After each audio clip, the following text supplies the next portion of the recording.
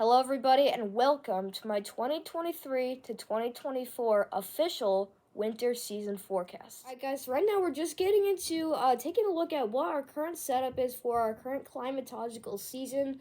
All right, so right now we are getting into what could be soon a strong El Nino, which basically means that we are going to have an extended Pacific jet stream, an amplified storm track, and then we've got warm above average temperatures out here for our sea surface temperatures in the Pacific and cooler temperatures in the Atlantic. All right, so we're just looking at here at our. This is a graphic that is shown by NOAA here. That pretty much shows just our setup based off of a previous El Nino. So basically, what we see here is we see a big boundary of warm air that usually stabilizes out here into portions of western Canada, and then this can also move down into the north central US. So this is really going to be a big reason, a big player of why we're going to see above average temperatures out here in the north. So we see out here in the Midwest, in the Northwest, we're most likely going to see warmer conditions than usual, and then out here in the deeper into the Midwest, closer down to the Southeast, we expect drier conditions, especially down here towards the Ohio Valley. Okay. But notice here we do have an extended Pacific jet stream and amplified storm track. This is going to allow cooler air to settle in the south as well as wetter conditions. So we're most likely going to see some more storm systems taking this track here along this red line you can see here. And then you can see this slowly start to climb up to the north. Okay, so this is going to be basically your storm setup and your setup for winter. Okay. And we also see low pressure centers that will eventually develop out here in the Pacific, and then they will ride this jet stream and then move most likely through the southern U.S. That's going to pretty much build up a drier atmosphere out here in the north, and then the south will be a lot cooler and a lot wetter. Okay, so that's going to definitely result in a lot more flooding and precipitation out here in the south, because when we get above average precipitation, excessive rainfall, snowfall, even snowfall, we could be dealing with flash flooding in some certain days. And then I really do think that there could even be an elevated snowfall chance out here as if we stay a little bit farther north, because again, it might be still a little too warm out here to get snow. I think we're definitely going to see a few more inches of snow than we normally do, just because it will actually be colder out in the south, in the southern U.S. Okay, guys, so now we are looking at our current Pacific Ocean sea surface temperatures here, and I want to show you guys this because this is how we measure what we call an El Nino. I'm going to be talking about an El Nino a lot because an El Nino or a La Nina basically it basically tells you what you could expect. Like it kind of gives you a hint of what you could expect for your upcoming winter. Okay, and so we're just gonna be getting into the effects of an El Nino, which we are in now. So basically, what an El Nino means that we are going to see above average sea surface temperatures in the Pacific Ocean. So starting out here, you can see. All right, so this was based off of just pretty much around noon today, and remember, we're in November, okay? And so we are at 30 degrees, we are pretty much sitting at 30 degrees Celsius, so we have widespread areas just off the coast of Mexico here that are experiencing sea surface temperatures still above 80 degrees, and that is very, very hot. So we're getting into November. We're still dealing with the tropics here. I know we just had a Category 5 hurricane that just slammed into Mexico in October. I mean, that is ridiculous. I mean, that's crazy. Think of like a fall Category 5 hurricane. You really can't imagine that, but that's what's happening now. So basically, this area here you see in this yellow, this orange, and red, this is the area we are measuring for an El Nino. And so you can basically tell that just because we are warmer in this area. But you can see, again, we're seeing a widespread big area of anywhere ranging from really 25 up to 30 degrees Celsius, which is pretty much in the high 70s into the 80s, approaching 90 degrees. But that's really where we get to 31 to 32 degrees Celsius for sea surface temperatures. So the reason why we're going to see wetter conditions farther south is because we see the warmer temperatures farther south. As these storms also ride through the Pacific here, all right, there obviously won't be as far south as this, but what we could see is we could see all this moisture just getting loaded into these storm systems. That could actually warm up these waters up here a little bit farther north, a little bit, but we are pretty cold.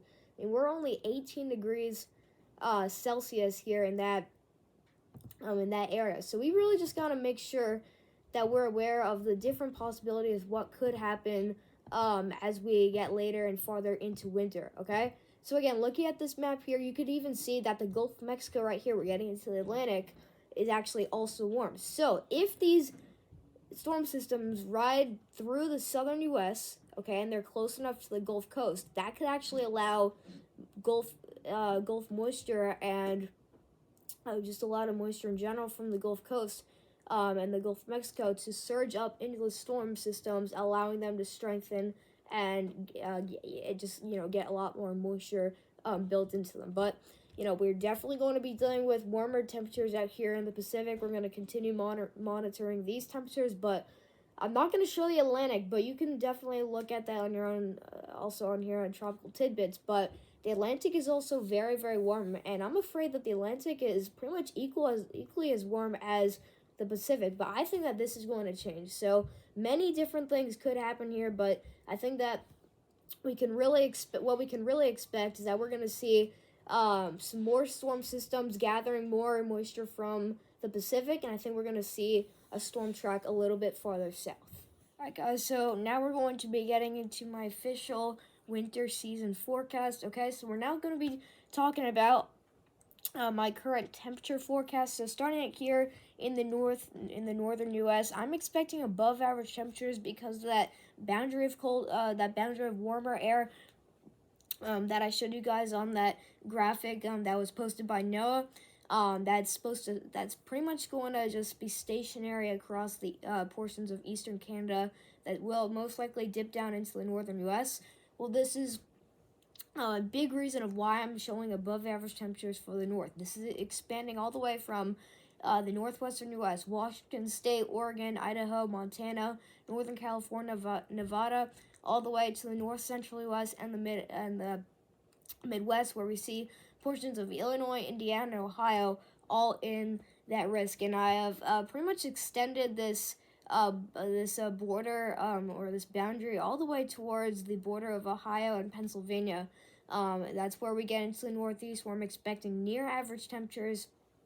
I think sometimes will be cooler, sometimes will be warmer, but I think for the most part we'll be around our average temperatures here. And then we go over to the central U.S. into the southeastern U.S. I have a very slightly above average temperature area here. This is where I'm expecting temperatures to be slightly above average at times, but sometimes we will dip below average, and sometimes we will stay at our average. All right. We go to the southwest. I'm expecting near average temperatures, but some cold shots. I think we could get some time frames where we see cooler than average temperatures. Sometimes we could even see extreme cold temperatures, but I think that we will most likely be near our historical average for temperatures. In the southern U.S., specifically the Gulf Coast, I'm expecting below average temperatures because we saw in the El Nino that graphic that I was showing, we have that big boundary of cold air that's supposed to settle across the Gulf Coast in the southern U.S. Well, that's why I'm showing below average temperatures for this region. I think we could stay at our historical average for a pretty long time, but I think we will definitely be cooler than average, and I think we could actually see an elevated snow potential because of this. Okay. I have included Alaska and Hawaii in my forecast, so I'm expecting above average temperatures for Hawaii because you guys will be pretty much at the center of attention for where that El Nino is going to be taking place. And then we see up here in northern Alaska, I'm expecting above average temperatures for southern Alaska. I'm expecting near average temperatures. All right, so we move on to now my precipitation forecast here. So we'll start out in the northern U.S. I'm expecting very below average precipitation because we will be dealing with that boundary of warm air. And I do think that because of El Nino being in place, that we will actually see very below average temperatures because we will have a southern storm track, which will eliminate the chances for precipitation in the north. Okay, all right, and that's going to go down to the parts of the Midwest as well. And we see near average precipitation in the central U.S. going up towards Montana, South Dakota, Wyoming, Colorado, Kansas, Missouri, Illinois. This big chunk of the central U.S. I'm expecting near average precipitation. Slightly above average precipitation for a small area of the south central U.S., including portions of Louisiana, Arkansas, into Texas, Oklahoma. I would say western Louisiana, so like the Texarkana area, but very widespread there. All right, and then we see also in the west, I'm expecting very above average precipitation. We will see that storm track farther south, and I think that there will be enough moisture out here in the Pacific Ocean to amplify these storms and really just get them going here. So that's why I'm expecting above average precipitation for the southern U.S., especially the southeastern U.S., where we could also have Gulf moisture surging into the storms, which would allow for more rainfall and more precipitation to come down. So I'm expecting very above average precipitation for the southeast. For the interior portions of the northeast and the Ohio Valley, I'm expecting just slightly above average precipitation. I think that we will see just slightly above average precipitation because we will actually see these storms kind of moving like this. They go farther south, and then they go up towards the northeast. I think that's how we're going to see just slightly above average precipitation. And then for the mid-Atlantic and southern New England, I'm expecting also slightly above average precipitation, but we could get a little bit farther above. We really just got to see how this winter plays out.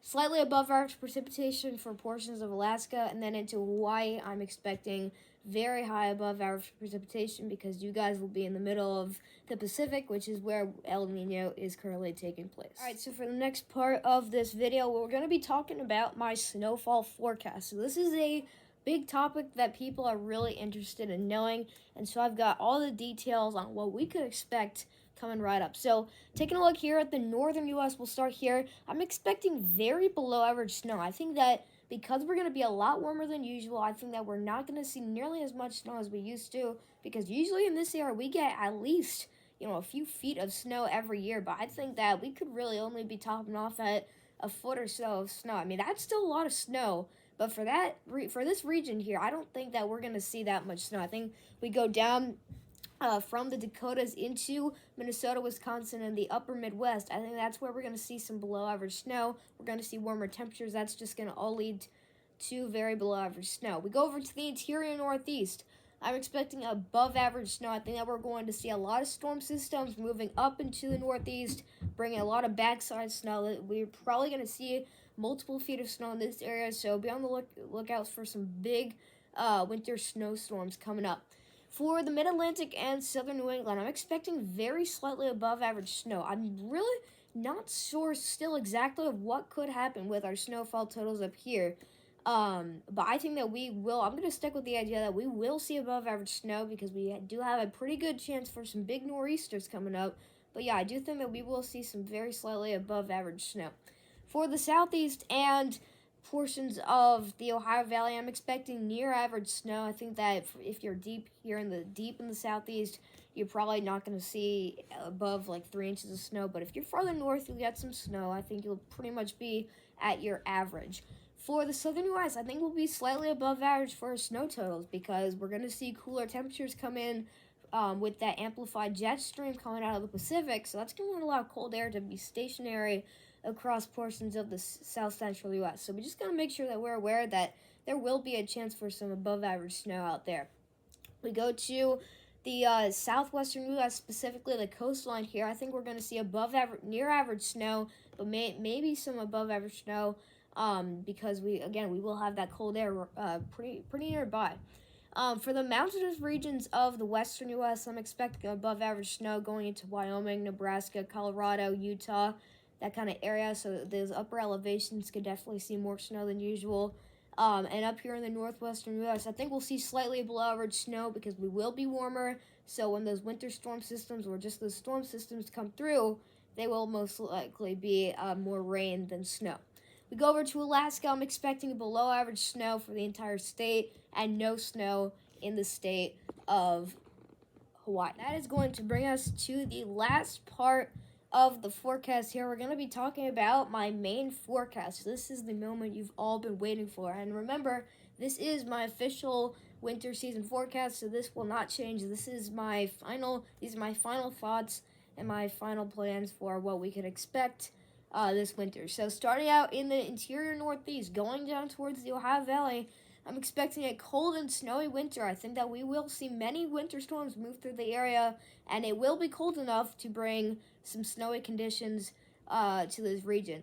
For the mid-Atlantic and portions of southern New England, I think we're going to see big winter storms, big nor'easters potentially, that could bring snow. So really the big question is if it's going to be cold enough. If it's cold enough, we're probably going to see a lot of snow in this area. But if it's too warm, we may see a little bit more rain than snow. We go to the southeastern U.S. I'm expecting very wet yet warm conditions, going pretty much up from Florida into Georgia, Alabama, the Carolinas, into Tennessee, and then a bit of western Kentucky. All right, we go over to the extreme south central U.S. We see parts of Texas into here, Louisiana, Mississippi, southern Arkansas, into southern New Mexico. I'm expecting cooler conditions, but we may even see a little bit more snow than average. So we're talking a few more inches of snow than we usually see in a typical winter. We go up towards the mountainous regions of the western U.S. I'm expecting very snowy conditions. I think that we're going to have just round after round of persistent snow showers and just snowstorms in general. We see Wyoming, Colorado, Kansas, Nebraska, parts of South Dakota, all included in this area. For the southwestern U.S., going into California, Nevada, Utah, Arizona, and portions of western New Mexico, I'm expecting wet and stormy conditions. I think we're going to see a lot of precipitation in this area. And I think it's going to be a pretty active winter when it comes to rainfall and potentially excessive rainfall, which is going to be a big problem as we go farther into winter. In the northwestern U.S., I'm expecting very wet and stormy conditions. I think we're going to see many different storm systems moving through the area. I think we're going to see some snowstorms, but definitely not any really big snowstorms unless you're in the upper elevations. It's mainly going to be rainfall, so not a great winter expected for you guys. All right, and then for the parts of the Ohio Valley, or I wouldn't say the Ohio Valley, but off to the west, this is where things can get really dangerous here. I'm putting out a severe zone in this area. I think that we will see some storm systems this winter, based off of what happened last winter, that could lead to big, severe weather outbreaks. And when I say severe weather outbreaks, I mean, up to 2 days worth of intense, severe thunderstorms moving through a big area. And so we really got to be making sure that we're aware that these things could be happening, and these things can start happening pretty fast. So this is including portions of Missouri into extreme western Kentucky, southern Illinois into southern Indiana, northern Oklahoma, northern Arkansas, and southeastern Kansas. That's where I think we're going to see our secondary severe weather threat, and so that's where I have this marked here. In Alaska, less snow and warmer conditions. In Hawaii, I think will also be wet and stormy. So that's going to wrap up today's video. Thank you so much for coming to watch. I'll see you guys in the next video. So please leave a like, leave a comment, subscribe to the channel. I usually post, around 5, I wouldn't say forecast, but just update videos every week. So I always keep you guys updated on what's ever going on weather-wise across the nation. So it's a really great channel to be a part of. So I really would love it if each and every one of you could consider subscribing. So again, thank you so much for coming to watch. I hope you all have a great winter, and I'll see you guys in the next video.